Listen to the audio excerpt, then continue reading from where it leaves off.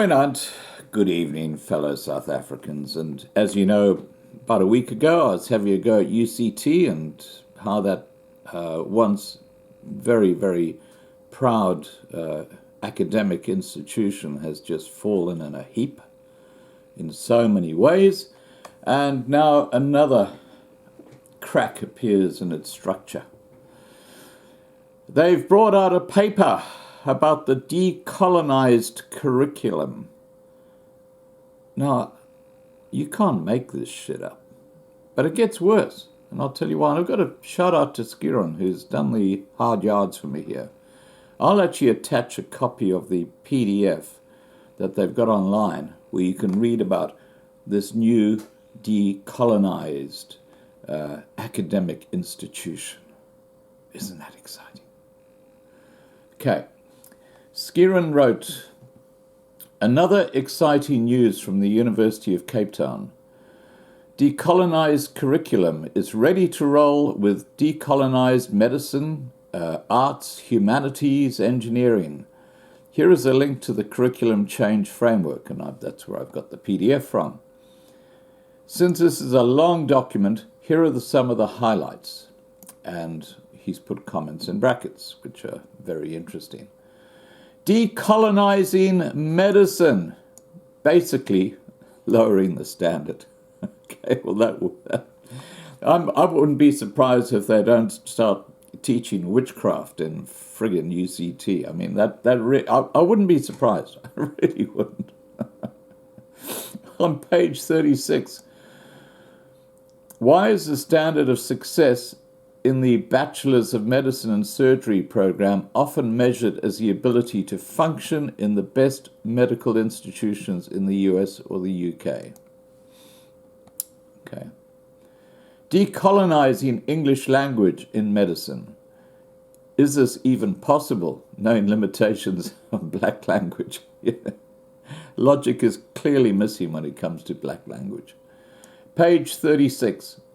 Why is English privilege, and why are the indigenous languages not valued, especially considering that approximately 70% of the population accesses healthcare in the public sector, and that most of these patients are not mother tongue English speakers? Maybe because the only people who have the intellect to become doctors are English speaking. Anyway, Decolonizing Philosophy. Now that's going to be a good one. Page 20. The coloniality of knowledge, also rooted upon Descartes' motto, cogito ergo sum, which projects the only legitimate thinker as white, heterosexual, able-bodied, and male. Well, I never knew that. I know some very, very good female philosophers. Decolonizing music. You can't make this shit up. You really can't. This is a fair dinkum, serious work by a university. I mean, this is just... Okay. Decolonizing music. Let me get back on topic. Removing the privilege of classical music. So they're going to get rid of classical music. Mozart. Tchaikovsky. I mean, this is crazy. What they're going to have? Drums. Boom, bada, boom, bada, boom, bada, boom, bada, boom, bada, boom, bada, boom. African music. I love African music, but I just don't think it has the same quality as some of those beautiful classical music pieces. And carry on with decolonizing music. Removing the peripheral positioning and offering of African music as opposed to classical music and jazz. Okay. So African music is obviously going to become what you learn when you go to UCT. So they'll have a lot of bongos and drums around the place, I guess. Decolonizing knowledge You decolonize knowledge. That's an oxymoron.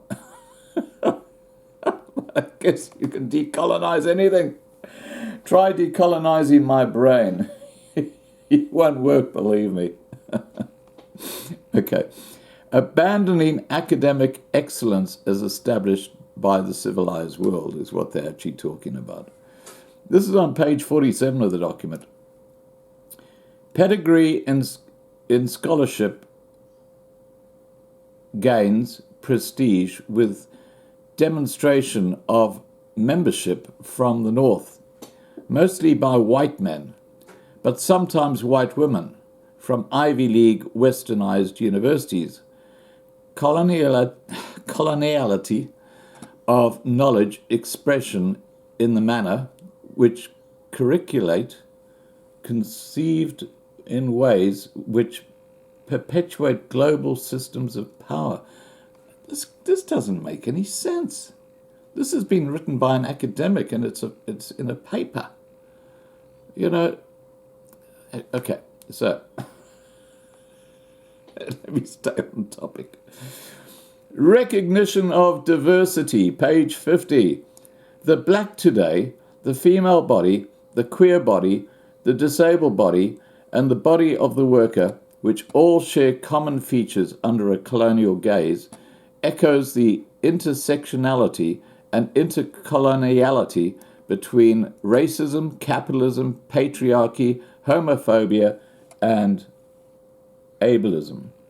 Students called for a diverse of lectures in their departments which could move with the diversity of race, gender, disability, age, and queer bodies in the student body in authentic ways.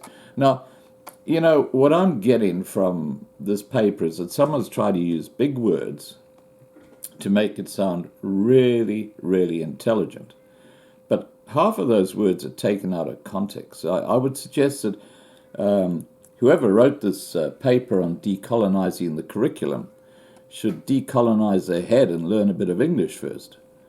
Although not stated specifically, this will affect other sciences. For example, teaching Darwinism in biology won't be allowed since Darwin was a white, heterosexual, able male, and his theory was rooted in patriarchal hierarchy and colonization. Same applies to discovery of DNA done by two white supremacists, Francis Crick and James Watson. Tell you what, if I had been booked in to go to UCT or had kids booked in to go to UCT, I'd be rethinking the whole thing. Anyway, look, I'm going to link this document. You can go and check this stuff out for yourself. But whoever wrote this, he should go and get an English education before he decolonizes the curriculum. All right, guys, take care and have a lovely evening.